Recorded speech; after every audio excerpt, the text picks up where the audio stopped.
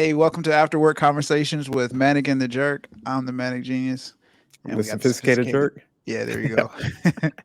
And we have our guest, Shu Shu. What up? How y'all The doing? multi-talented Shu Shu. The You can't be just like rolling into her, man. This is Shu Shu here. Yeah, that's facts. I mean, well, you my know, bad. She's a modern woman. You know what I mean? Out here in these streets. Oh, she said modern. You know they about to get upset with you. They about to be hitting the comments of what she mean modern. All right. I mean, I'm modern because I cook, but I don't wear no apron. You know what I'm saying? I feel you. I got you. Yeah, you wear aprons. I don't wear aprons. All right, let's go ahead. You want to jump into the intro? So you want to give us some background, what you do as a profession, and also, well, I'll let you get into that, what you do as a profession, and then I got a follow-up question on that. Okay, so I am an actress. I have been in. I've done an episode of Law and Order. I will be in the upcoming season of Raising Kanan, season 3. It drops December 1st. So I'm episode 3. So that should be December 15th. So I'll be in that. I've also been in Shades of Blue with Jennifer Lopez and Ray Liotta. I've also been in a HBO series called Show Me a Hero. What else? I've done an ad campaign for Suave Kids. So, I got some credits to my name. You know what I'm saying? A little bit. You know what I mean? Nah, that's dope. Because I remember when we first met you and stuff, man. One thing I always appreciate, man, your hustle, and you still show love to like the little people down here and stuff like that. So I think you a all around dope person, man. And definitely, I can't wait to see those episodes coming out. We definitely gonna tune into that, show you that support. Oh yeah. I appreciate it. So everybody's trying to be in the podcast scene now too. So, it's no little people anymore. You know what I mean? Well, I like the one with you and your brother. I never knew that was your brother until he was talking about it, because real stand-up guy, man. Like he's probably one of my favorite people in this space because he's real like level-headed and stuff. And, you're level-headed too. So, I mean, I don't know why I ain't put 2 and 2 together, but I like what y'all that dynamic that you guys have. Yeah. Our show. So for those of you who don't know, I have a podcast with our brother called Unapologetic with Mandrell and Shu Shu. It comes on the Black Man Unfiltered Network on Wednesday nights at 9:30 p.m. Eastern Standard Time. And we talk about all kind of subjects like from relationship issues, of course, but also more serious issues like issues like racial matters, like from, S word, like deletion, self-deletion topics, like finance, right? I got it now. Right. So, but we also try to present like solutions and stuff like that. So we react to a lot of videos on like the Big Think YouTube channel. They have a lot of videos like about like just a wide variety of stuff, like leadership, all kind of stuff. So yeah. That's definitely so just a follow-up question on that. What motivated you to get into like acting?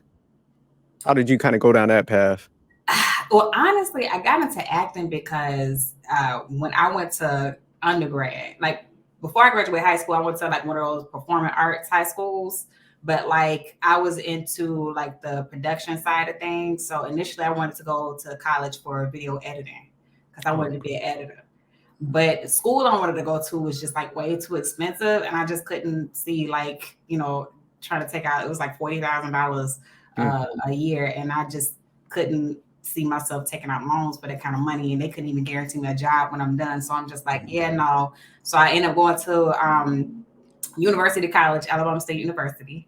And they didn't have anything as far as like video editing, but the closest thing they had to like, entertainment or like film and television was theater. So I ended up majoring in theater. And when I did my first play, I just kind of got big by the acting bug and just like, just been at it ever since. So that's cool.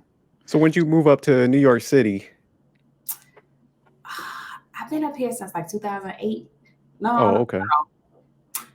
2010. Because I moved up here in like once I finished with school. And then I ended up moving back home for probably like 2 years because my father passed away, unfortunately, and it was like sudden. So, and my mom really wasn't handling it well. You know how your parents like try and pretend like everything's okay. And it just got to a point she just couldn't mask it anymore. Like it was just obvious, like, you're not okay. And so I moved back home for a little while. And like once I, got to a point where I felt like she was okay, came back to New York and I just been at it. So how was that move there when you first got there? Was it like overwhelming, coming to a city that size and stuff? But to be 100% transparent, I hated it. I hated everything about it. I just hated it. Oh my God, the smells. It was loud and noisy. It's just rats everywhere. I was just like, oh my God, I hate it here. So yeah, and then like to make it worse, like I was staying we got some family members that live here, and the apartment building that they were in, there's a train that runs literally right past that building. So the room I was sleeping in, like the train ran past that room. Like, and the train here runs 24 hours a day. Okay. So imagine me going from like just this quiet, like peaceful town to like just noise every day, all day. Oh my God. My first day, I was like, I am never going to get any sleep here. But after a while, you just kind of get used to it and then you just zone it out. So, and disclaimer, by the way, yeah, so the area I'm in is a little bit better than the area I was in at the time. Okay, I was about to say that. You're going to hear some police sirens. You're going to hear some fire trucks going by. You probably going to hear some people arguing outside. Ain't no telling what you're going to hear. Because, yeah, I'm still in New York City. Just consider that the city saying hello. Okay? So you must be down there in Manhattan or something. Yeah, I'm in Harlem. Oh, okay. Yeah, Harlem's nice. They built that up. Yeah, well. It's all right. Depending on what block you on. I'm on the east side, so like, most of what they built up is on the west side, and it's just crazy because like, even though I'm in Harlem, I still feel like I'm kind of far away from the happening part of Harlem. So, but it's cool though. It's cool. Like my area is not bad. Just some people who do some ghetto stuff from time to time, but it's not bad. Keeps you on your toes. Okay. It does. But all right, we'll go ahead and jump into the first question. That now that we got through your introduction and stuff like that. So how do you balance acting opportunities with your own personal and professional goals? How do I balance acting? I mean, it's a lot easier now than it was because like since the pandemic happened, like auditions now, they require more, they request more what they call self-tape auditions. It's where like they'll send you the part of the script, they call it the sides. And so they'll send you like the script that they, the part they want you to audition for, and you record yourself doing it, and you upload it and send it to them. So it's a lot more convenient that way, because before, how many jobs I didn't quit, I didn't got fired, so everything because of time and attendance. Just around these auditions, trying to, because I either had an audition or something like that, and I had to leave work, and I'm trying to coordinate with them like my lunchtime, and like sometimes they were like, they would work with me, sometimes they wouldn't. So it's just, it like I said, it's just a lot more convenient now because it doesn't get in the way. Told y'all. Sorry about that. No, you good. But like I said, it's a lot more convenient now because like when they send you the sides and like they give you a certain time frame to submit the self-tape to them. So it's like, I can go to work, work my day job, and then when I get home, when I get a moment, I can like record myself doing it and submit it. Within the time frame that they give me. So as opposed to I got to figure out a way to coordinate my lunch schedule, and and talk to my boss or whatever, like, hey, is it okay if I go to lunch early, or is it okay if I go at this time, so it's just it doesn't like interfere with my work life, so that's good. What about like as far as like I would say dating and stuff like that? Because it sounds like you super busy and stuff. Do you have issues, like squeezing somebody in, for like relationship wise, or you kind of in that phase while you just grinding now? No, it doesn't really interfere that much, I will say. It doesn't interfere like that. Like I'm still able to do both, I guess, or you could say all three, like work, act, and like date, so to speak. But I just think it's harder dating guys like in the industry than it is like dating guys who aren't in the industry. It's like they're the ones that I have more of an issue with when it comes to that. Is it because of the egos and stuff somewhat? Yeah, and it's not, it has nothing to do with my time. Me fitting them in, like because I got a acting job or something like that, or because I gotta go to an audition or something like that. It's just more like you say, ego. It's especially if like because the acting business, you go through highs and lows as far as like auditions and stuff like that, and like let's say I'm going through on a acting high right now, like I'm auditioning like consistently, a couple times a week, and he's going through a low, like I might get a little hate. Oh damn, that's crazy. and as opposed to like if I'm on a low right now and he's on the acting high, I'm like, oh yeah, that's great, that's good, babe, that's good. Da, da, da, da. You know what I'm saying? So it's different. Like he looking at you like, who your agent? Right. That should have been my role. I could do it better. Okay. So for like guys that ain't in the industry and you're like a celebrity and stuff, does that kind of scare them off a little bit? Does that play with their ego also? Because you know how a lot of guys, man, we've both all been in this space, we're having these conversations and dudes be like, kind of scared of successful women to a certain degree. Do you run across that like in your regular life? Is that an issue? I've had that problem before. I would say that I've had that problem before, and like sometimes it is just the guy and his ego, and it's not necessarily the woman like trying to make it seem like she's trying to throw her accolades in his face and trying to make it seem like she's so much better than him because of her accomplishments. Sometimes it's just the guys. Some guys just cannot deal with the idea of their woman outshining them or their woman being equally or more successful. And sometimes it's just not the woman, and as a woman, there's nothing you can do about that, because that's an ego problem that he has to fix.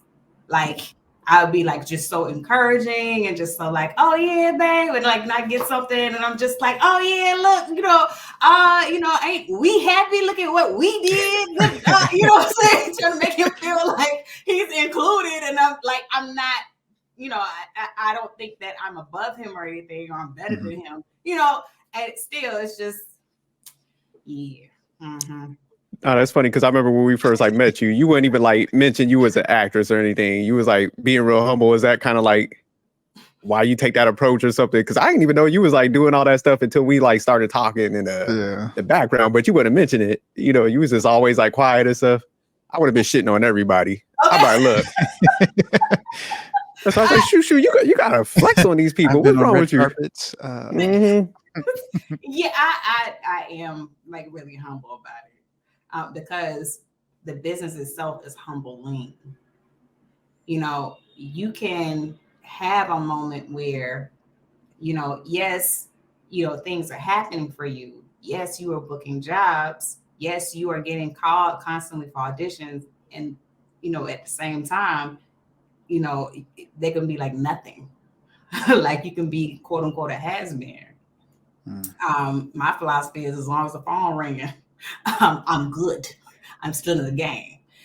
Whereas, you know, it's I don't know, a lot of people, like, those accomplishments like make them who they are, so to speak, as opposed to them knowing that they are somebody already. And I don't wear my accomplishments on my sleeve as to say that that's what makes me somebody. I'm somebody because I know I'm somebody already, because I'm a human being. Like, I'm Shumerria. I know I'm somebody anyway. Even if I didn't have that, I would be somebody. Even if I don't get anything else, another role, I'm still somebody. You know what I mean? The only time I do, like, you know, start having to flex on people is like if they just like, oh, they try to like make it seem like, oh, she's just or like, oh, you're just an aspiring actress, or like, you know, you just one of the ones who say you're an actress but you ain't did nothing, or they try to like belittle me like I'm a nobody. You know what I'm saying? Sometimes you do have to flex. That's when I be like, oh, hold on. Hold on. You don't know who you're talking to. Then I have to, you know, flex. But for the most part, like, yeah, I don't care if I did like one commercial in 30 years. I'm still flexing. I'm gonna have that thing playing. I had the video ready. Have a plaque at the wall. Okay. You nominated yourself. Like in my apartment, I have like just pictures and clips from like all the different projects that I've done, like all the like celebrities and stuff that I've worked with. And it's just motivation for me. It reminds me that, hey, I am accomplished, because being in the industry, it'll make you feel like you haven't accomplished anything. Like it's a what have you done lately type of industry. Yeah. So like, yeah, I've done Law and Order, and you know, and to everybody, you know, else who's not in the business, you know what I'm saying, all my friends and family or people that I meet, it's like, oh wow, you've done that. But in the industry, it's like, okay, so how long ago was that? Yeah. Damn, they kind of rude, huh? Okay. So, listen, it's humbling. It's humbling. Well, that's some good news that you got the Raising Kanan coming up in December. So that'll be a nice. Yeah, that's a huge show right there. Shoot. Yeah. Oh my God. Y'all don't understand. You know how many times they've been playing with my emotions. Power, since they came out, have been playing with my emotions. I'm talking about since the original Power. They called me in literally every season up to maybe season 5. They called me in every season, and it was like for like a principal character, or like for a character that's like really essential to the script or to the story or something. And so I'm just like, oh my God, I'm telling you, they've been playing with my emotions. I'm like, you know, what's up? Can you give us a insight on what essential character in the earlier Power episodes? Man, they can't get that out. Are you? The closest I came to booking a character, it was 50 Cent's baby mama. Her name was Jarita. She was what's his name? Sean's mother. Okay. Yeah. Oh, that damn. Yeah. And this is the crazy thing too, and because this is what really got me. Like when I watched the episode, right? So I know where this is going. Initially in the scripts, Jarita was supposed to be topless. Like she was supposed to come in the scene topless. And like from jump, like when my manager sent me the script, she was like, oh, there's nudity required for this role. Are you okay with that? I was like, yeah, cool. So I honestly didn't expect them like to rebook it, and I'm gonna get back to that too. So when I went into audition for the role, like, you know, I got through the audition, it was cool. The casting director stopped me literally before I walked out the door. She was like, "Oh yeah, there's nudity required for this role. Are you okay with that?" I was like, "Yeah, I'm cool." And honestly, the only reason why I said that is because so there's this thing in the business, like, you know, I didn't expect them to actually like pick me for the role. A lot of that is because like I just didn't feel like I looked old enough to be Sean's mother. Like, who's gonna buy that? You know what I'm saying? But either way, even if they don't select you for the role, when the casting directors pass on the auditions, like because they record the auditions and they pass the auditions on, like the best ones they feel are the best, to the directors and the producers, and the directors and producers watch those tapes. And a lot of times, even if they don't select you for the role that they initially call you in for, if they like you, they'll call you back for something else.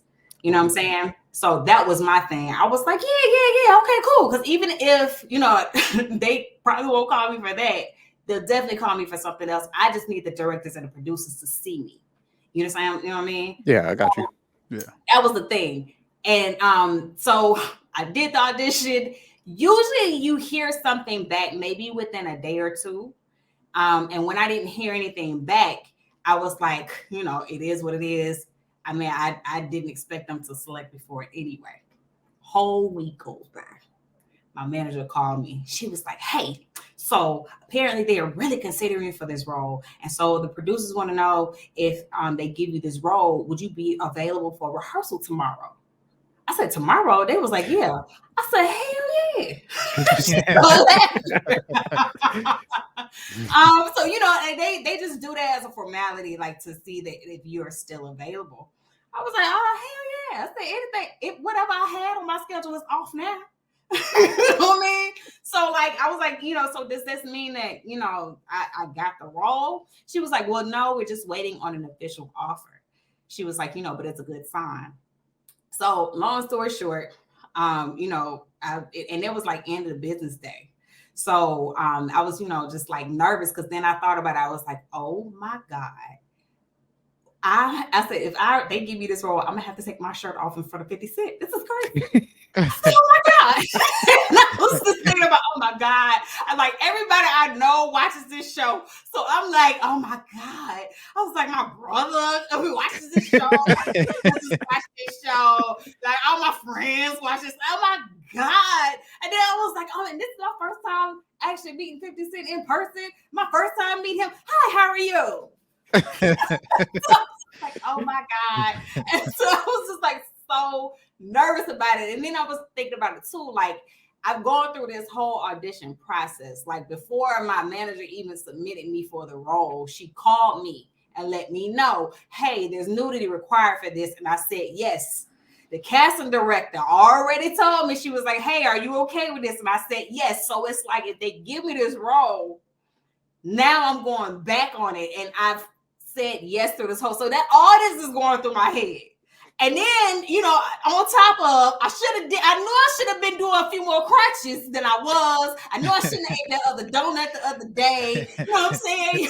You get kind of, you know, self-conscious. So long story short, the next day comes 12 noon. It comes, you know, up to about 12 noon. And I finally get a call from our manager. She was like, hey, so I know you've been waiting on my call, but I finally heard back from casting.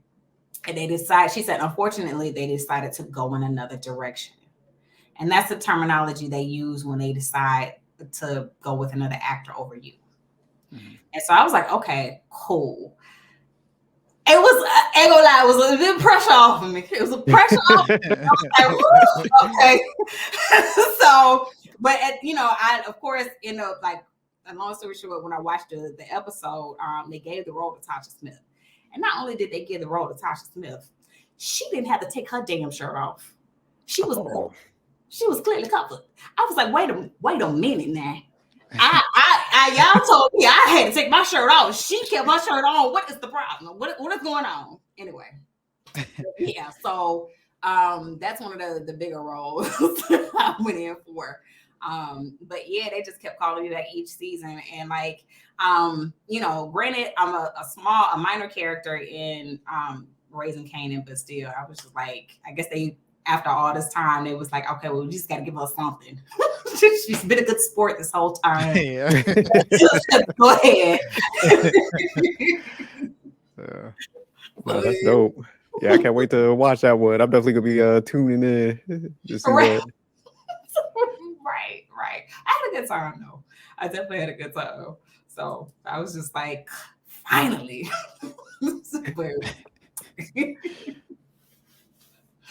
But all right, Manny, you want to jump into that next question? You want to go ahead and read that one? I got it scrolling on the bottom. Okay. I remember it. There's online conversations, right, that you've been involved in with this whole like YouTube. Mhm. Are you familiar with the whole take, or what's your take on the there it is, gender war debate? And is there actually a gender war in real life, or is it just more or less an online conversation? Well, to my understanding, I think it's an arbitrary discussion, like what debate, honestly. Because the bottom line is like, we both need each other. And it's more of battle of the egos because it's like one side wants to be more important than the other.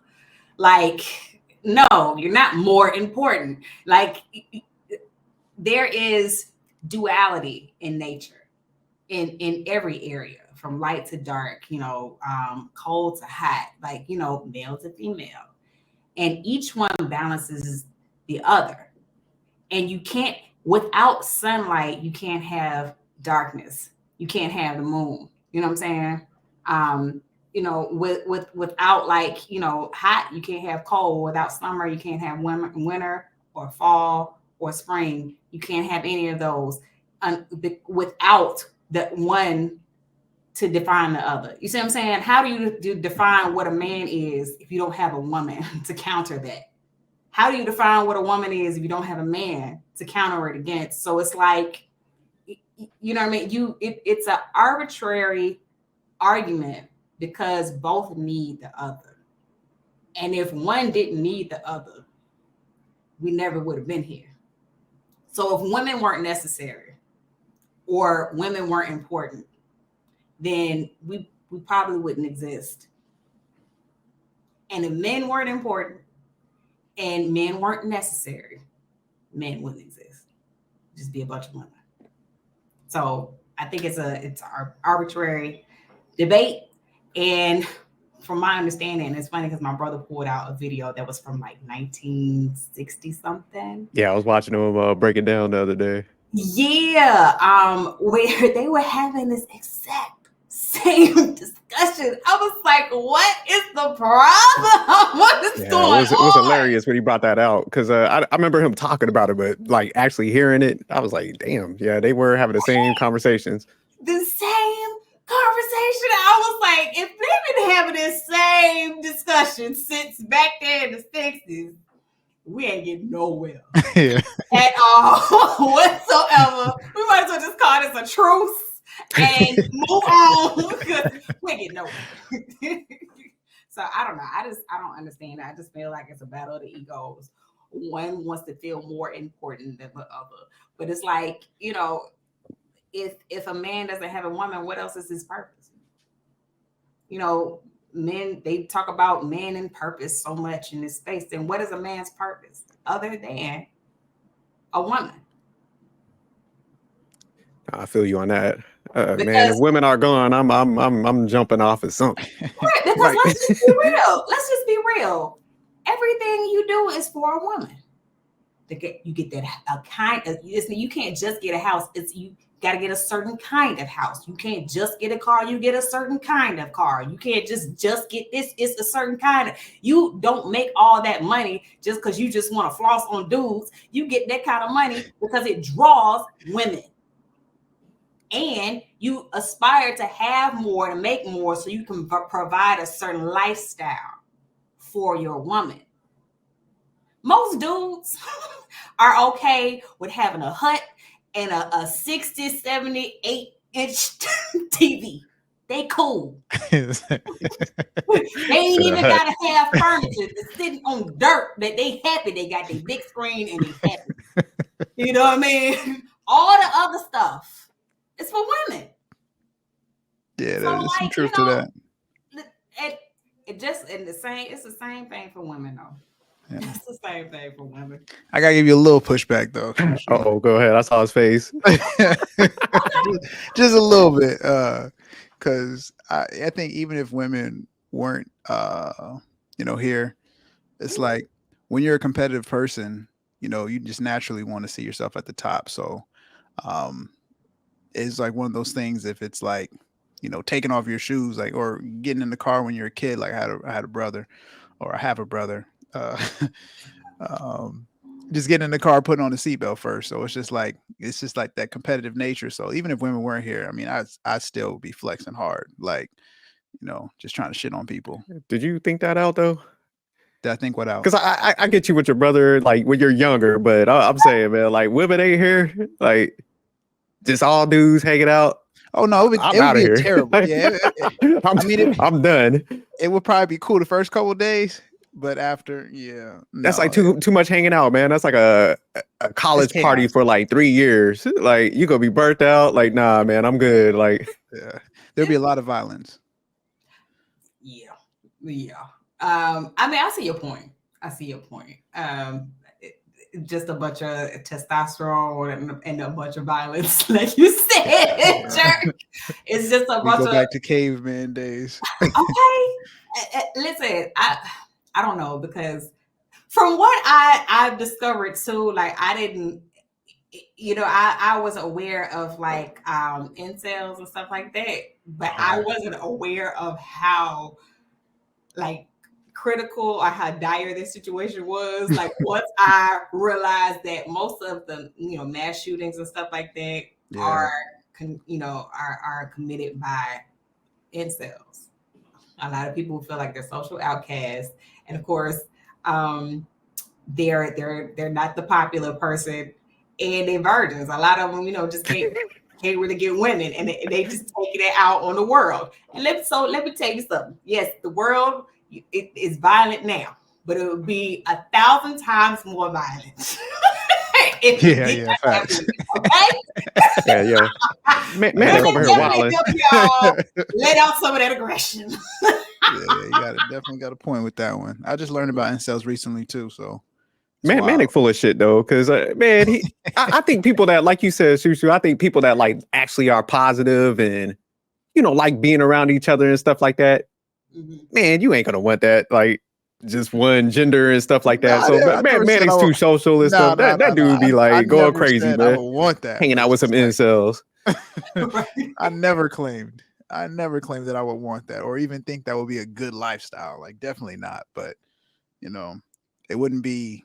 I mean, there'd be a few days of just being okay. It wouldn't be like all the hell the first day. Right. Yeah, I gotta give you a couple days. But you spot on with that mud hut and the 85-inch TV. Yeah, we simple as hell.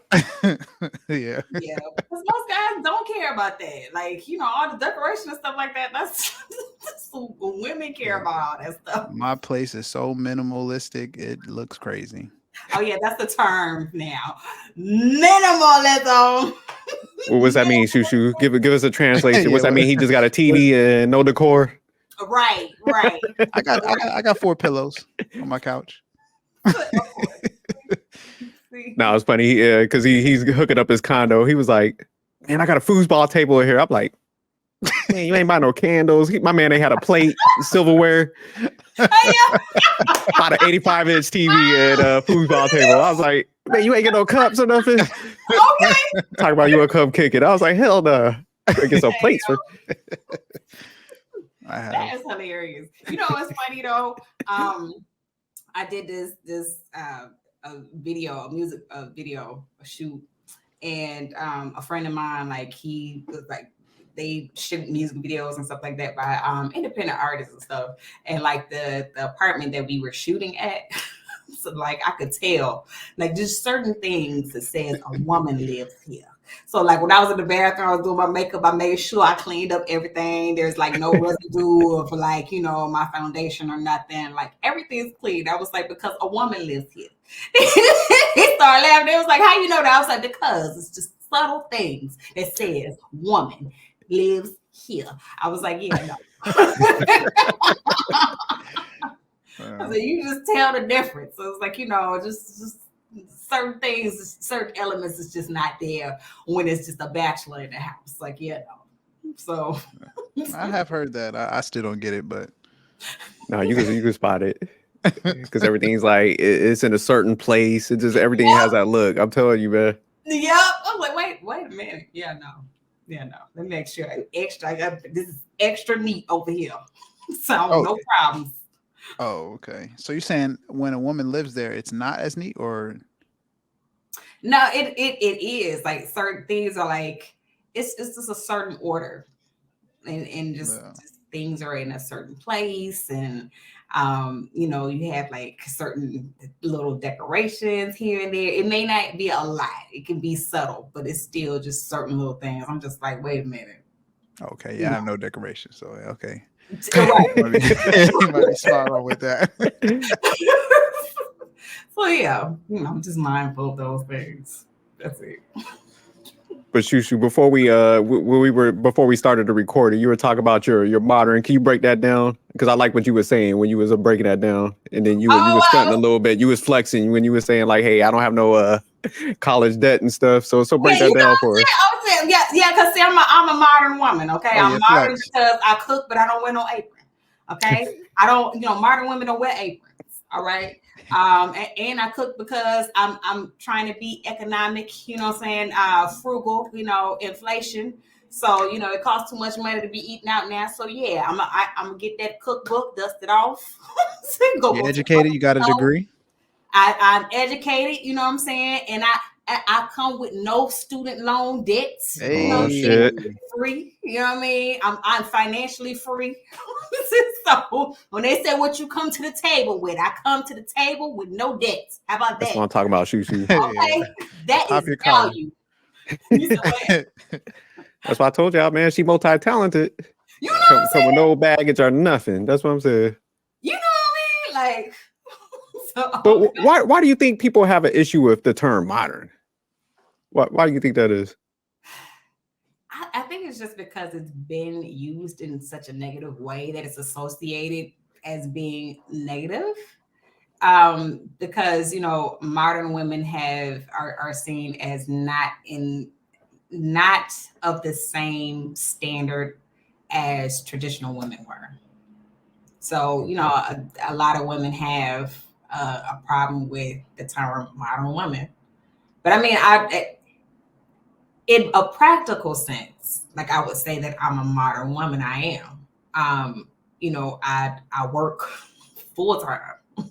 I'm not married. I don't have any children. Most traditional women, I'm talking about like a lot of them, even in college, was looking for their husband. Like, and the first thing is kids was like on their mind. Like that's the first thing, at the forefront of their mind, kids.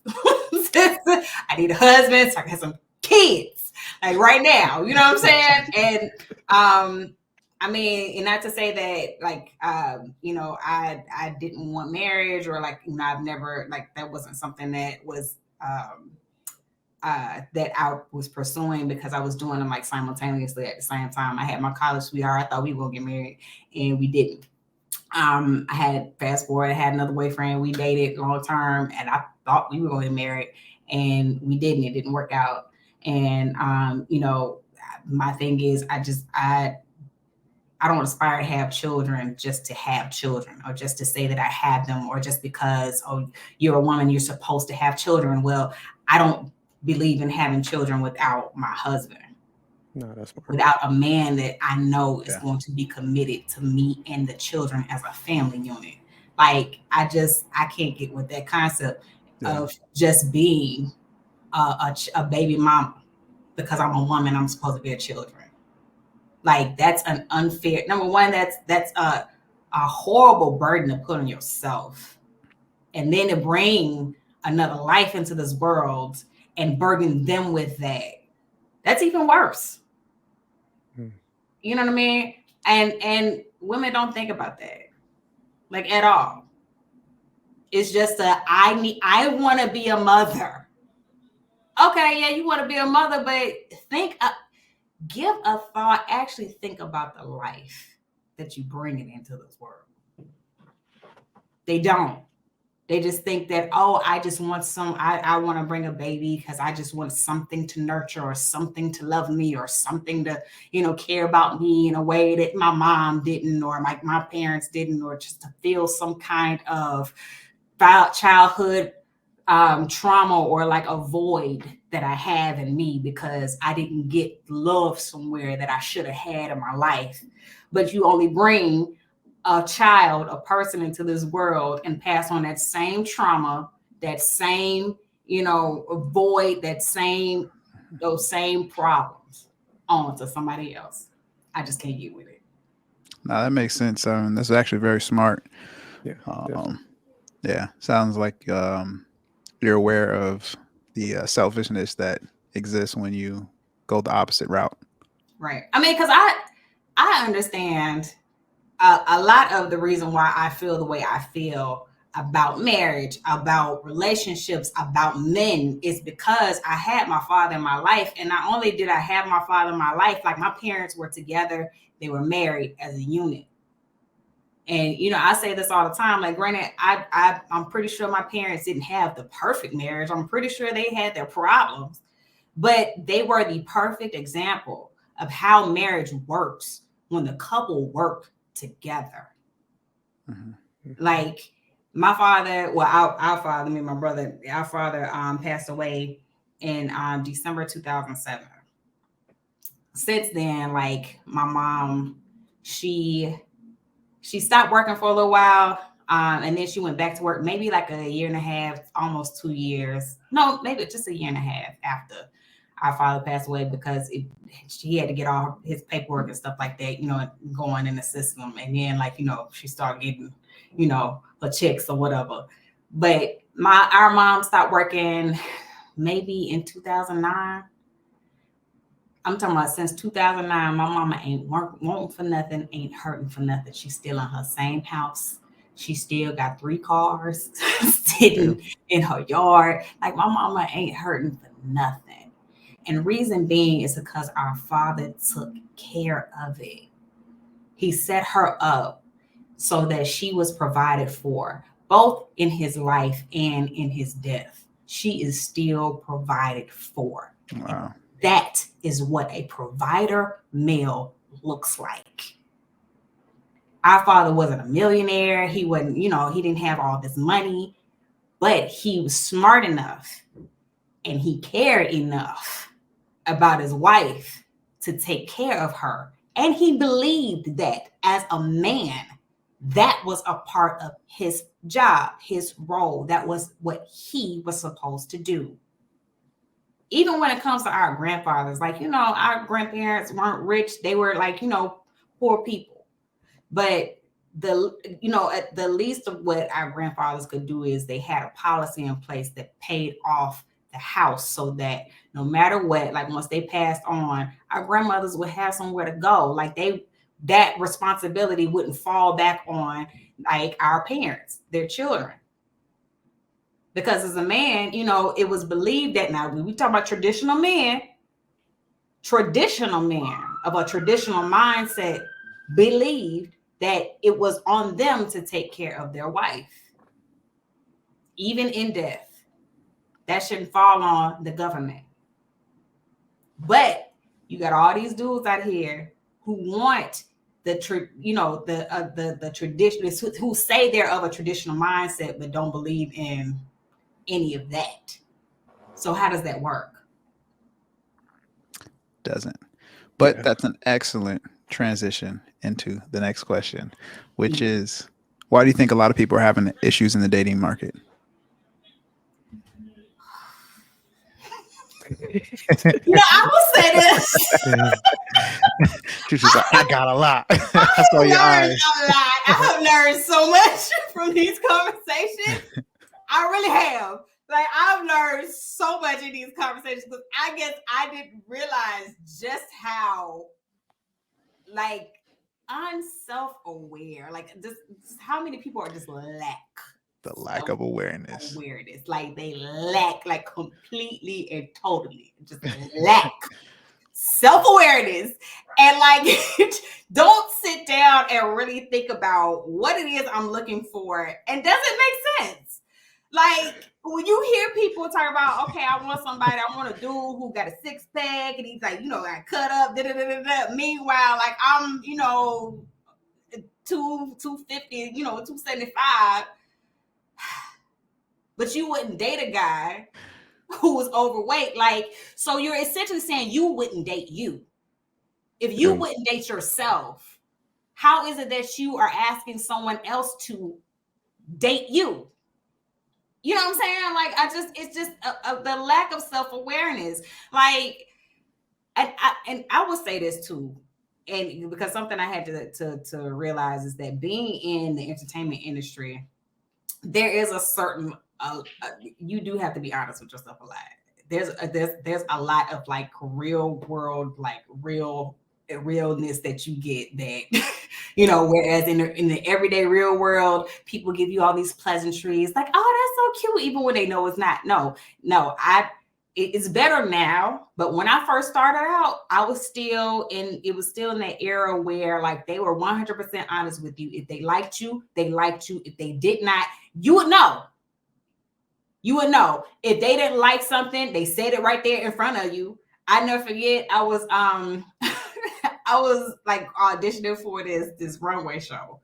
And so like, they had us try on some of the pieces, like some of the dresses and stuff like that by the designers.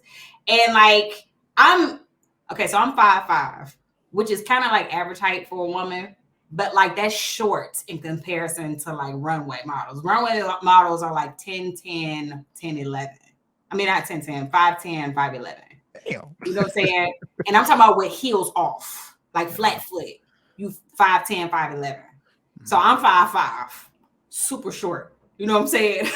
But it was like and then it was like a kind of runway show, and it was kind of like for it was for the cause, it was like for a charity or whatever. So I was trying on some of the dresses, and the dresses, like, of course, like they just like were super long on me.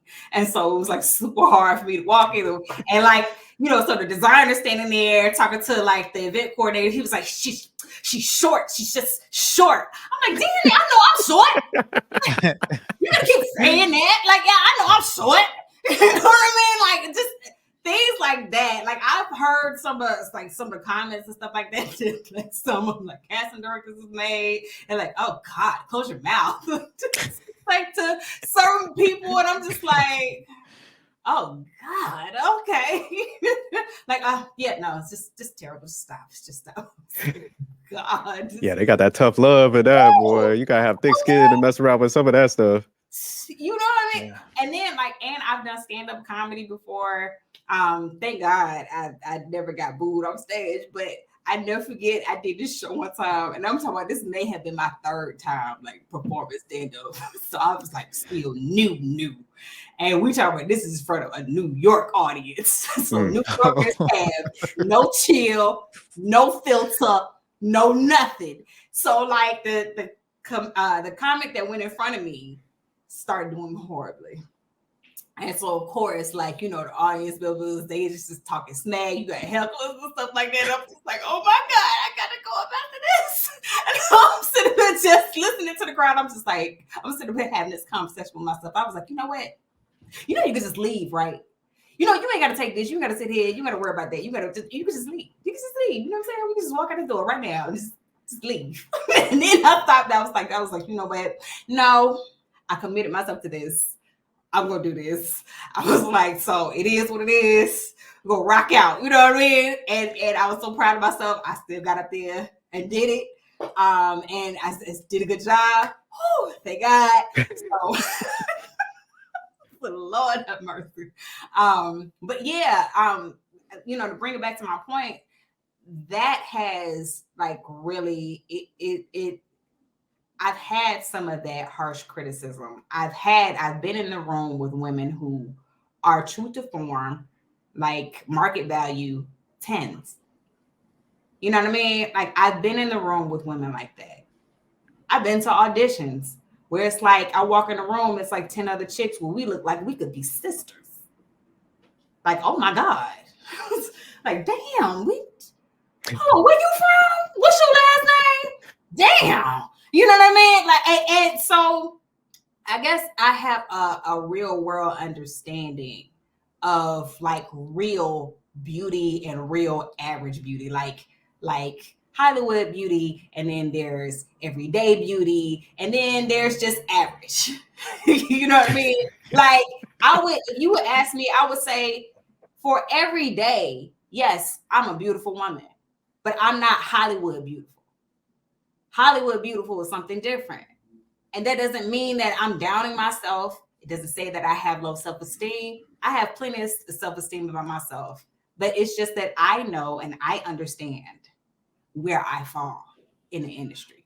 You get what I'm saying? Yeah. I also understand where I fall in a sexual market value place.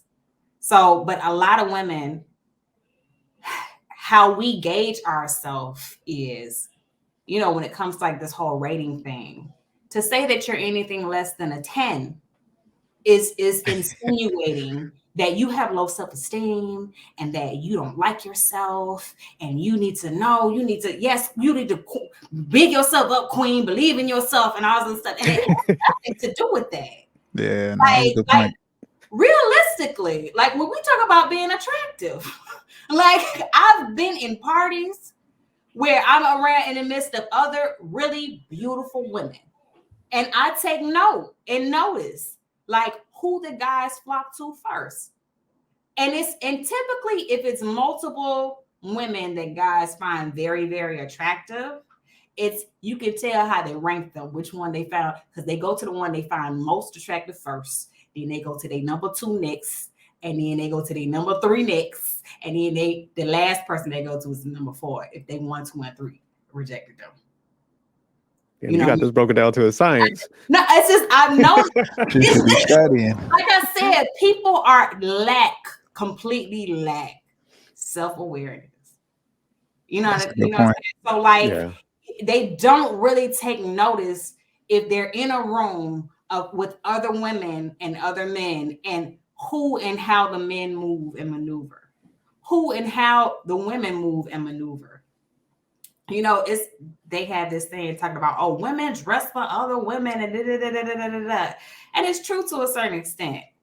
But you know, most women, pretty women, average women, you know, this is the thing I hate. I would say when you take mean girls, so to speak, the baddies. Okay, you got a group of bad chicks. Yeah, they all pretty, but like, you know, top dog or the main one wants to be like, all her girls can be pretty, but they can't be prettier than her. That's how most chicks like in the friend group feel. You know, they won't say that because it's not politically correct to say, and it makes them look like a mean girl, but that's really what it is. All my girls can be pretty, they can't be prettier than me. So as long as we walk into the room and I'm the one that pulls all the male attention, then that's cool. And so therefore, that's what they're working for. When they do all this dressing up and all this makeup and the BBLs and all this other stuff, they're looking for the male attention. That's what they're looking for. I don't know. I don't even remember how I got off on that. No. That's a good point, because I got a follow-up question for you. Because you know, like these conversations, I've been seeing like females get upset when like guys be like, "Hey, you know, you're in competition," and stuff like that. So it sounds like subconsciously they know they're in a competition, but they're not gonna. They just can't admit it, right? They are. Oh, they are. They are. You know, females do this real. It's. You know, how I want to put this. It's they want to cover up like the real true like reality of things with this like, oh, they try and, you know, mask it to be all pretty and sweet and stuff like that. But the reality is they do compete for male attention. They do. You know, you can have a room full of women and everybody's getting along, everybody laughing, joking, cool. But as soon as an attractive male walks into the room, all them bitches get catty. The entire vibe changes. Because now, you know, oh yeah, So all y'all being fake and doing these fake laughs, and you know what I'm saying? It does that. Like the environment completely changes. Well, what they call it for guys, like dirty Mac, and do the females be like kind of talking mess about each other to the guy and stuff like that? That be going on too? Yeah, all the time. All the time. They do it all the time. Chris Rock had this joke, and he couldn't have been more right when he said it. He was like, if a man likes a woman and he takes the woman around his friends and they leave, his friends would be like, wow, that's a dope woman. I need a woman like her. But if a woman meets a man and takes the man around her friends when they leave, the women are like, I need him. Oh shit. So and women will do that. They would try and take your man for ego. They would try and take your man, of course, because they think simply because they think they can. It's a bragging right. Like, that's why I took that man. You know what I mean? And dudes just as simple minded, just go right along with it. You know what I mean? Like, call us basic. Just somebody, Lord. But yeah, women do compete. To bring it back full circle, women do compete. They just don't. Thanks for touching on that. They just don't want men to like say it out loud. Sometimes it's just saying it out loud doesn't romanticize it. I got you. It just makes that's what it seems like. It's like a mental block, somewhat. Right. That's what it is. That is what it is. They be out here competing for men. They don't want to call it that, but they are. So there's a lot of people debating relationship dynamics. What is a recent position that you shifted on as you have increased your awareness? What have I shifted? Oh God, I've shifted on a lot of things. What have I shifted on?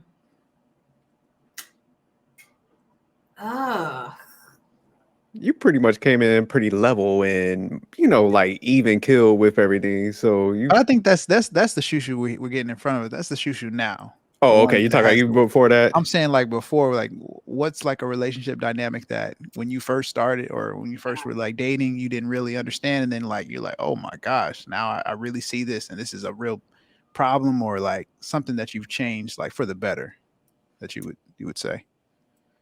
I don't know. I guess it's because I don't know.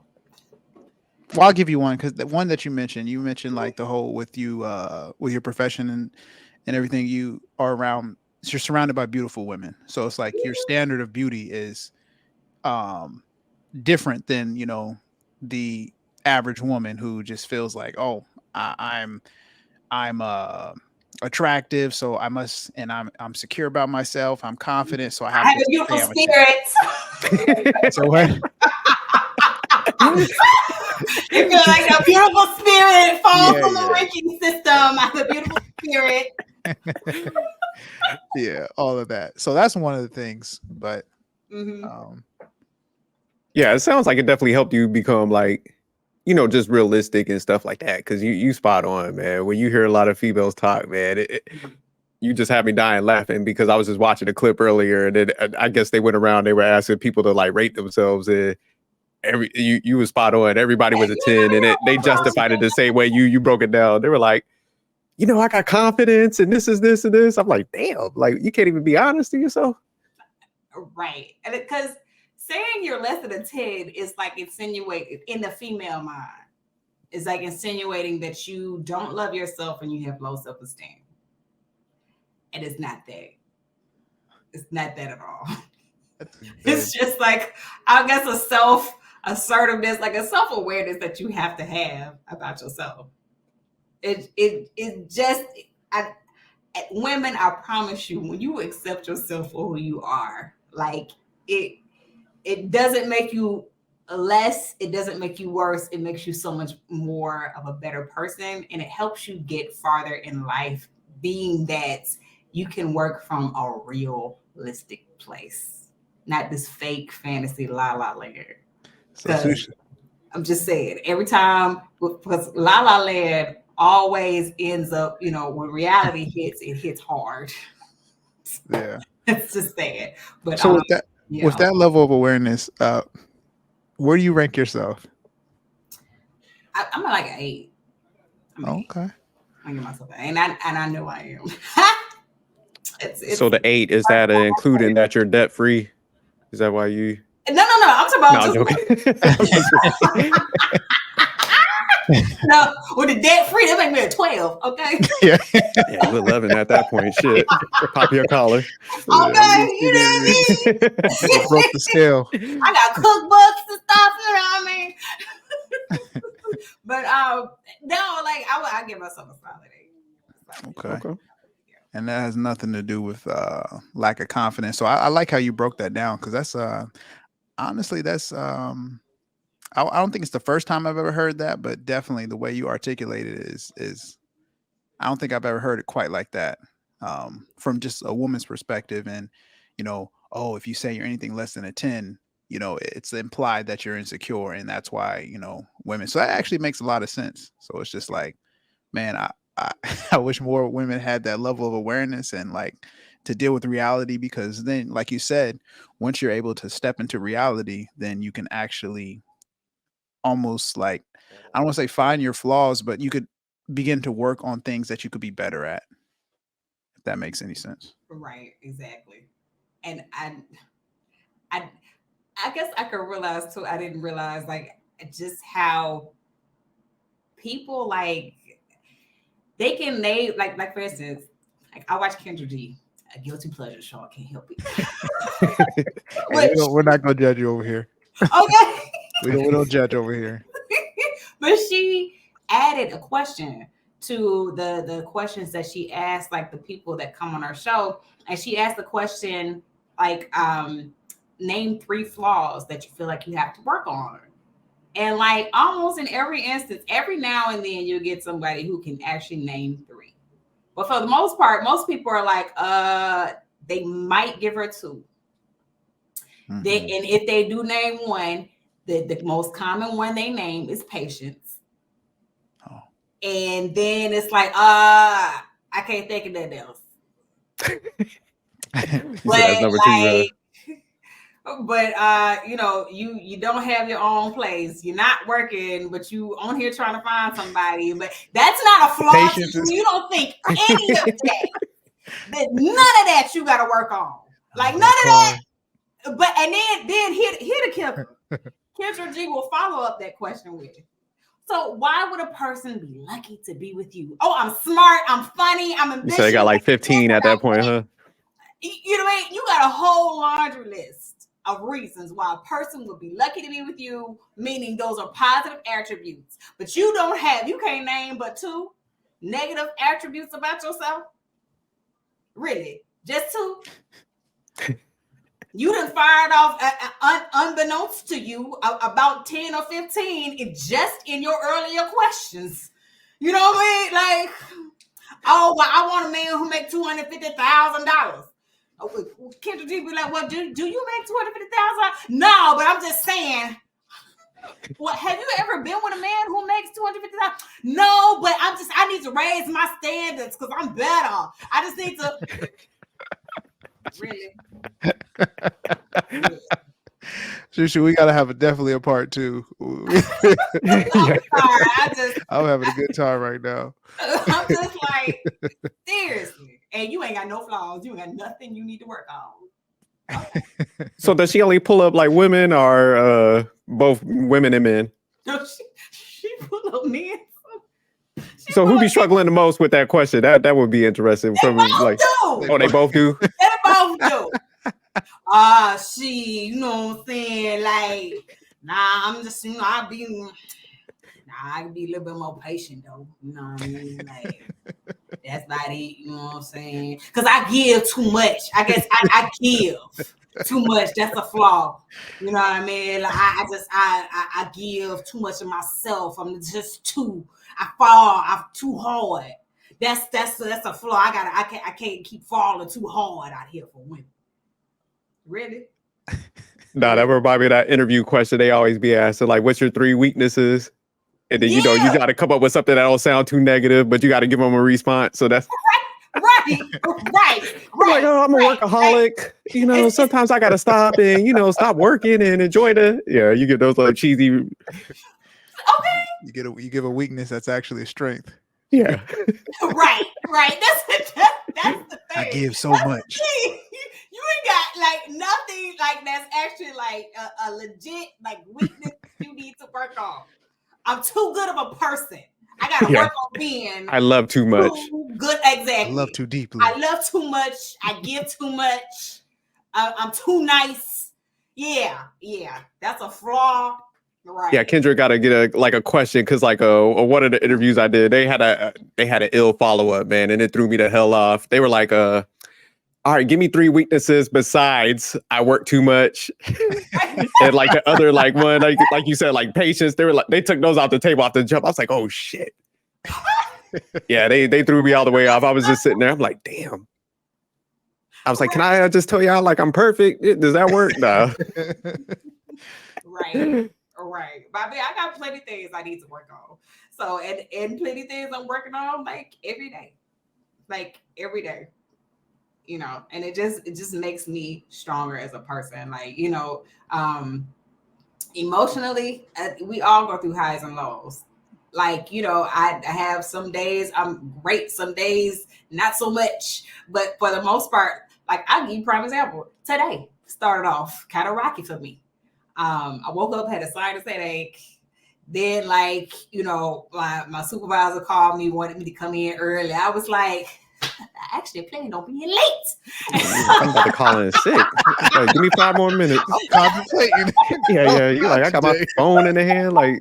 You know what I'm saying? Then when I finally did, I could drag myself out of bed. I get to the train starts stalling. I was like, "What? Come on, like seriously, like I try and catch myself with my attitude be all jacked up, like, because then it's like one thing after the other can trigger the other.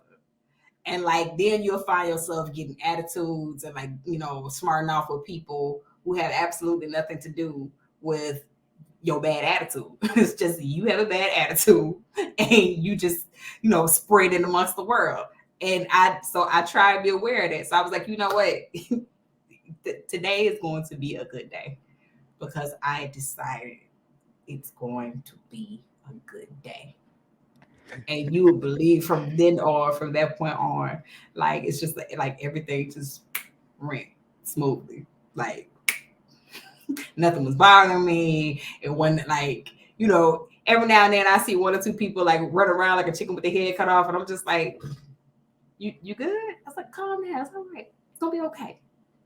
Like, you know. So is that when you started posting them positive messages on IG? I was at like the day before or something. Yep.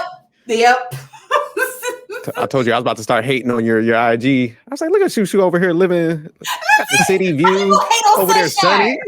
Yeah, I was about to start hating. I was like, man, nah. It's over here raining and stuff. Okay. Yeah, you had that joy. You had the whole city view. It was all in, what was that, 3D and shit? You ain't had to do all that. Nobody would see that much happiness out here. No, because I was in Rockefeller Center. Yeah, that was nice. That was a nice shot. Thank you. I was like, oh, the sunshine. It was like I could feel like the warmth on my skin, like in the sunlight. So I was like, you know what? Let me get this. Let me floss a little bit. You know what I'm saying? I feel you. But all right, we'll go ahead and jump into the next question. So we talked about the incel guys a little bit. So what advice would you give men to improve their odds out here on the dating market? Number 1, do a self-evaluation of things that you can change and things that you cannot. So height, you can't change your height. It is what it is. Your weight, you can change that. I'm telling you, women will make exceptions for a man with a body. I'm trying to tell you. Okay. Carry yourself in a certain way. Like people don't understand like the power of how you carry yourself because it sends a message to the world of how you value yourself, and people will treat you accordingly. Like if you keep a nice neat haircut, you know what I mean, you ain't gotta have like, you know, all these designer brands and stuff like that, but if you have a neat outfit, you know what I mean, and just clean pair of shoes, like, you know, iron, pressed out shirt, like some pants that's up on your behind, you know what I'm saying? Just carry it. And when you walk with your shoulders back your head up, and walk into the room and own it. And I'm telling you, confidence is sexy. I don't care what you look like. Confidence is sexy. Biggie Smalls, they were like, he was the ladies' man even before he blew up in the rap game because number one, he was funny and he was confident. You know what I mean? That's another thing. Learn how to make a woman laugh. You don't know how many points you can score just by making a woman laugh because it lets her guard down. Women are naturally guarded around men who either they're not attracted by it to, or they don't know, or like, you know what I'm saying? So like when you can make her laugh, it lowers her guard. So those are just starters. Number one, be able to decide what you can control and what you can't. Things you cannot control, accept. Just accept. Don't get mad at it. Don't be angry at it. It is what it is. Accept it. Move from there to things that you can improve. Well, I can improve how I carry myself. I can improve. I can improve my physical body. I can improve that. And something that our grandparents used to say is like, as long as you walk with your head high and you walk with you keep a neat press pair, pants and a neat shirt, you carry yourself with your head high and in a certain way, nobody ever know what you got in your pocket. So, women only make it a big deal about money is because y'all do. So y'all make it more of an issue than we do. You know what I mean? If I make all the money, I call all the shots, I call all the rules, like, and that's another thing. That is another thing. Let me tell you something. If a woman likes you, she genuinely likes you, then money don't matter. I'm telling you. If she genuinely likes you, that money don't matter. It only matters when she don't like you. Point blank, period. Because if you don't believe me, how do you think Pookies and Ray Rays get babies? Oh, that's facts. So if a woman really likes you, that money don't matter. So stop making it such a big deal. Oh, that's great advice. Yeah, that's some good points. Like no pushback over here. Yeah, I like what you said about the posture though, because that's where we did a like alpha male breakdown on one of the videos. We're trying to tell people, like how you posture yourself. That's like a characteristic of, like you said, somebody that got that confidence and stuff like that. So I like how you highlighted that. Yeah. But the only thing that would suck with dating somebody like you, how the hell they gonna make you laugh and you a comedian and stuff? Yeah. They gotta damn near do like a Chris Rock skit or something like that. That's so funny because I be making dudes laugh on days. Like, you know what I'm saying? Just like my man gonna have to dig deep. He gonna have to perform out here. Shit, he could be like sweating. He be like, "Damn, I'm going out with Shu Shu, man." Like, but it's just it lightens the vibe, and it's just you have a good time. Definitely. But so you said most of the time you gotta kind of lead in that area though. So they just kind of feed off your energy a little bit. Sometimes, yeah, because especially if it's like a first date and like the guy is kind of like unsure how to move, and I because I'm aware of that too. Like it can be kind of awkward now dating because you're just not really sure how to move. You don't know what's offensive, what's not offensive. She's been radicalized, yeah. What's okay, what's not okay. And like, I'm sorry. I just, hey, I like you. What else am I supposed to do? So, it just helps, like I said, lighten the mood. So, and it don't make him feel like it's a what you call a food date. They call them the food guy. You got him listening under that. Yeah, like what they call it, like them dates where the women just going on dates with men just for the dinner. Oh yeah, they're cleaning them dudes out. Yeah. That's petty and it's trifling, but that's what it is. All right, we're gonna jump into this last segment. Do you have any questions for us, just to get like a male's perspective on things?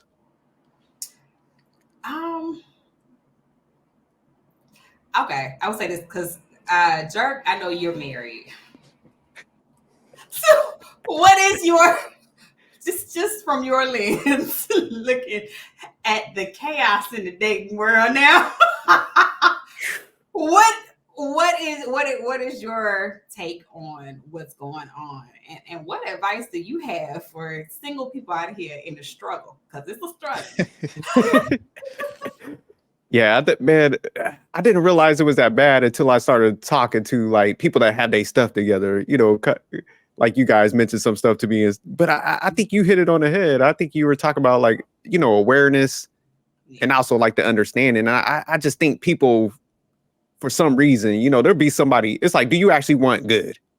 Because it's like if you say you want a good person, man, then you do gotta like there's some compromise in that, and then it's like. You can't look at it like you're settling. It's like, no, you know what? That's just a good person. They're not going to have every like quality and stuff like that. Because for some reason, people just feel like it's like something clicks in their mind and they just feel like they're settling. And it's just like, no, if you want the characteristics and, somebody that's loyal and stuff like that, then, you're going to have to overlook certain things. And it's just, you're not settling at that point. It's just like, that's the person you're supposed to be with. So I think, that's what you got to kind of look for. Or like you said, I like, because you was killing it earlier. You're like, you got to be honest with yourself. Yeah. If physical attraction is highest on your list, then be honest with that. And you got to take the cons that come with that, or like sometimes, like you were saying earlier, like women would sometimes be like, hey, I want this like high earning guy. But man, that comes with a lot of like bad characteristics, I would say, for some people, because it's just like they're not gonna be around all the time. So it's like, man, you got to understand that success. So it's just like you got to properly align that, talk to people that like are in those lanes sometimes, that are like close to you, like you said, like a brother or good friends that could break it down to you because they'll be honest with you and stuff like that. So it's like you said, I think a lot of times people just kind of want to be shielded. They want to operate in that place of ignorance and so they could like kind of be naive and stuff like that. They don't want them true. So now I like everything you were saying. That's the advice. You just got to have them open lenses to be honest, what you really want and what that needs to look like. Because like you said, to a certain degree, I think everybody thinks they're traditional, but it's like, man, that traditional modern is not bad. Modern just really means advanced. So it's just like, man, find that person that will work with you. Kind of like, I like what you were breaking down with your parents and stuff like that. It was like how they both like assisted each other and stuff. And, your dad looked at it a certain way, made sure she was straight. So, it sounded like your mom was like holding them down too. So, it was just like both of them were just, good parents and good people and stuff like that. So it's like, find somebody like that. Because how long, if you don't mind me asking, how long were they married? Because I know I heard y'all talk about it before. It was like, I think it's like 33 years. Damn. I know it's over 30. So yeah. Long time. So they got married, like, I want to say right out of high school. So I think my mom was like 19 when she got married. And my dad was like 21, 22, something like that. Oh, okay. And you can see like the impact where like parents like that have that structure, because I could just hear you and Mandrell talk, and it definitely echoes in you guys where you guys have that awareness and stuff. So yeah, I think that's dope. So yeah, I'll just, that would be my advice for that. But great question though. So Manic.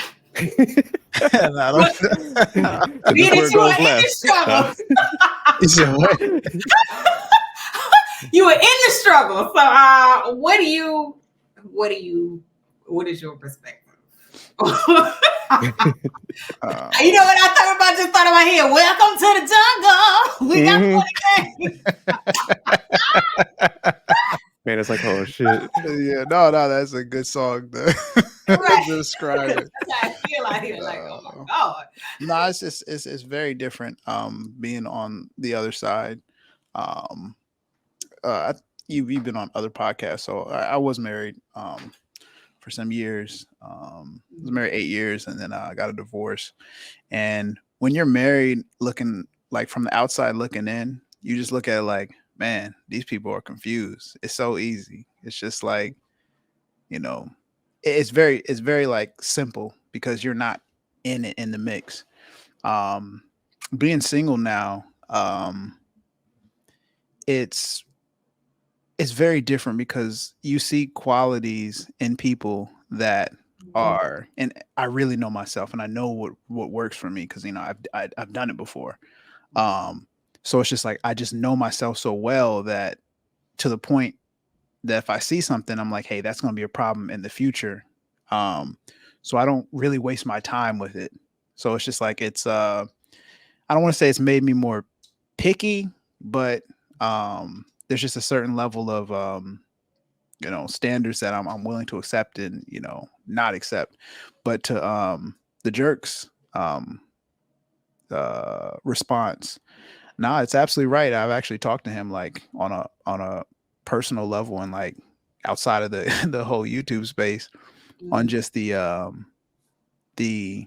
more or less like the self-reflection that I've done. And it's just like, man, I wouldn't date a woman who makes less than this much money, because it's just like, why would I take on that burden, Right. because when you worked yourself and made sacrifices, dating down to a certain level is like you're damn near taking on something. And but then in that same light, I can't then require someone to have everything, right? There has to be some give and take, and it's just really finding that balance. And I've met some really good people just out here, but it's a process because you know things may seem really well, and then you through knowing them more, you start to realize like, oh, okay, they're kind of feeding me a representative, and based on I'm a talkative person, so I mean, the right and y'all women are there's some really good women out there that like, hey, I know how to get it out of him. Boom, boom, boom. I know what he likes, and this is how what I'm gonna, kind of relay back. So, kind of having that patience to not only just listen to their words as they're relaying things back, but to sit back and just, focus on their actions. So, I think the biggest thing, just to summarize it, is uh it's a lot easier looking from the outside in. But when you're actually in the mix, it's just like, damn, this shit is a jungle out here. Okay. So I wouldn't say you guys are picky. I would say just less tolerant. I think when you get older, like you said, when you just go through certain things, man, you're gonna know what like it's like how to avoid certain, I'll say, red flags and stuff like that. So you're just not gonna tolerate certain, which is smart. You know what I'm saying? So Yeah. I wouldn't say picky, man. Don't use picky. Yeah, I ain't picky. Yeah. Now, I will say though, there's a big difference in if I see a woman that like say I'm like very attracted to, I'm not gonna cross certain lines just because of that attraction. I think that has to do with where I am in my position in life and a level of maturity that I'm not really with the whole like, okay, let's just do this to just keep it moving. Because I mean, if it's not going to really go anywhere, then it's like I'm just wasting everybody's time, and especially mine, because my time is valuable. Right. Right. So does that sound familiar, Shu Shu? Is that kind of what would you say like you're kind of looking at on the data market yourself?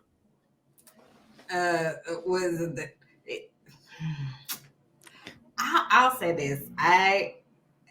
Knowing what I know now, I know how to date more aggressively, and I know how to date with intention. Meaning, when I go out with somebody, if it's not clicking, we're not vibing, and I know it's just not going to go anywhere, I cut it off. I cut it short immediately, as opposed to like waiting and let it drag on, or like thinking to myself like, oh well, maybe he'll change, or maybe no, it's just not. He's just not it. That's this, or even if like let's say a guy says he wants to get married, but I'm not trying to get married anytime soon. Okay, that's cool. We're just not at the same point right now in our lives, and that's okay. Cut it. As opposed to that's smart. As opposed to like, because I know what I'm looking for is a guy who is looking for like it's with a commonality, is looking for the same thing relationship wise that I'm looking for. Like I'm looking for a guy who's looking for a commitment. I'm not looking for a dude who's just looking to have a hookup, or let's just see where it goes. Oh, okay. Well, you can see that over there. because there's plenty other women out here willing to see with you. So I'm that's not what I'm looking for. So thank you. We don't ever have to do this again. You know, and it, like you were saying, man, it you save time that way. Yeah. So, and a lot of women, younger women especially, lose a lot of time thinking in a naive way. Like, you know, you can say it till you blue in the face, you know, what he says and his actions, they have to line up. You know, because he can tell you anything, sell you any kind of dream, but if his behavior, his actions aren't backing that up, you believe his behavior. You know, but young girls, they naive, they don't know any better. So, you know, everybody just got to learn their own way. But, you know, if that's a lesson I could have learned earlier, then yeah, I would say I would have, you know, I wish I would have learned that earlier, like how to really date. But that is how you really date. If you're looking for something, don't waste your time with somebody who's not looking for the same thing you're not looking for. You know, and even if they say that that's something that this, you know, they want a commitment maybe later on down the line, well, you know what that means? That means that you're ready for a commitment right now. Then that means you're not in the same place in life right now. And you need to find someone who is in that same place you are right now. So, you know, but if anything, I can say I know that now, and I don't wait to cut something off. Oh, okay, you know, this is cool. Yeah. You ain't got to worry about, you know, wasting no more money or wasting no more time. It is what it is. So, yeah. But no, that's great advice, and we'll go ahead and you know, end this right here. But before we do, let's go ahead and do our. Okay. I was thinking of that word that they call it now. Like when women who go out on go on dates with dudes just for the dinner, just so because the dude paying for it.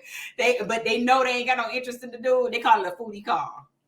There you go. There you go. I couldn't think of it. Yeah, a foodie call. You just going out with the dude for the food. That's it. You don't really like him. You don't really want anything else other than just this dinner. So you just going out with him for the food. It's a foodie call. Yeah, I couldn't think of it for that reason, but we're definitely gonna have to bring you back so we go because I want to break down some topics with you, man. Because you got that sense of humor and stuff. Okay. So we always love talking to you, man, and I definitely like the knowledge you was dropping on this. You know, like I said, stand up, funny, talented, just all around good person. And we appreciate you coming over here, blessing us and stuff. Would it be all right if I dropped your IG information? I'll try to put it on the bottom of the video so people could go to like support you, whatever. So I'll definitely put your information on the bottom of the video. Oh, yeah, definitely. Sure.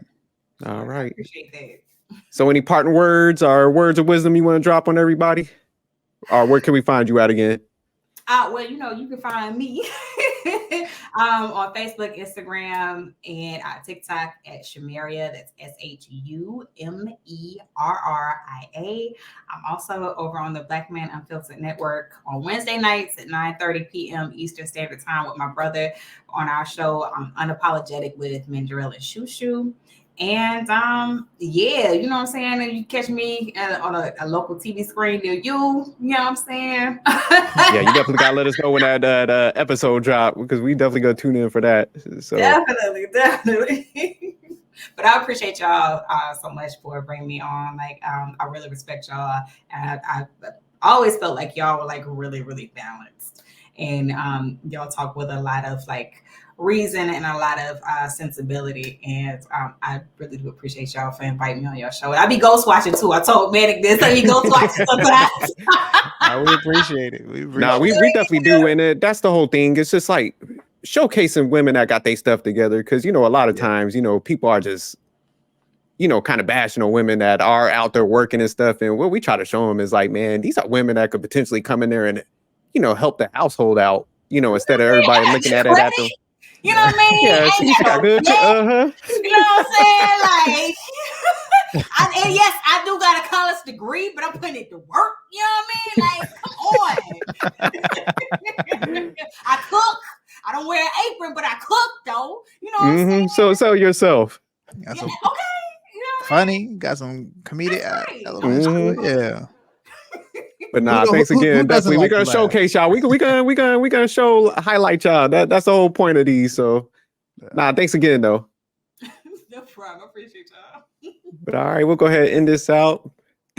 thanks for tuning in. Please check for the other videos on the channel. And like I said, I'll have Shu Shu's information at the bottom of the video. So definitely go and support them on a Black Man Unfiltered Network. They got some funny content, great content on there also. So support them also. But all right, we out of here. Peace.